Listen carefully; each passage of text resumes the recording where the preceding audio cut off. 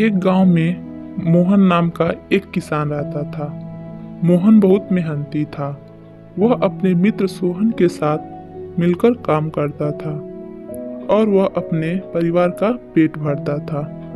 और मोहन का बेटा राजू बहुत कामचोर था और वह कुछ भी काम नहीं करता था। अरे ओ भगवान, मैं खेत में काम करने जा रहा हूँ। आने में थोड़ी देरी हो जाएगी। सुनिए जी, घर में राशन खत्म हो गए हैं। आप पहले राशन लेकर आइए, नहीं तो मैं खाने में क्या बनाऊंगी। तुम राजू से कहना, वो ले आएगा। वैसे भी वो पूरे दिन सोता ही रहता है, कुछ काम नहीं करता। अच्छा ठीक है, मैं चलता हूँ, देरी हो जाएगी। इतना कहकर मोहन खेत के लिए निकल जाता है। तब माँ ने लड़के के पास गई। राजू, तुम अभी तक सो रहे हो? 9 बज गए हैं, तुम्हारे पिताजी काम पर चले गए। अरे माँ, सोने दो, क्यों परेशान कर रही हो? अरे देखो तो जरा, इसे कितना कामचोर और आलसी हो गया है। कुछ काम नहीं करता। जाओ, जाकर राशन लेकर आओ, तुम्हारे पिताजी बोलकर गए हैं। राजू बिना कुछ बोले वापस सो जाता है। यह देख रागिनी दुखी होकर चली जाती है। मोहन और सोहन खेत में काम की बात कर रहे होते हैं। मित्र, अब की बार हमारी फसल अच्छी नहीं हुई, हमें कम पैदावार मिलेगी।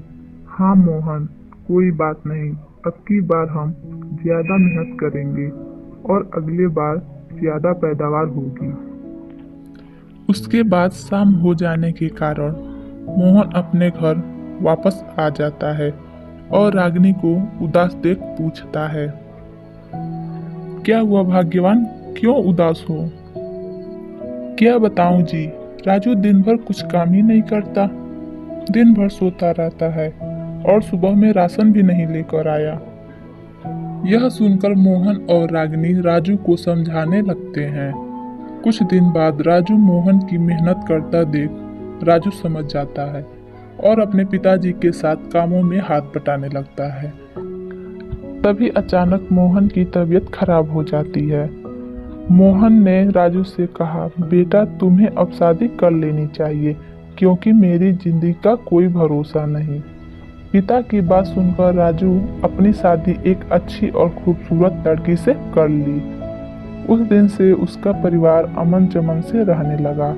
हेलो दोस्तों, इस कहानी से हमें यह शिक्षा मिलती है कि हमें कभी भी अपने से बड़ों की बात मान लेनी चाहिए, जैसे कि मोहन की बात राजू ने मान ली।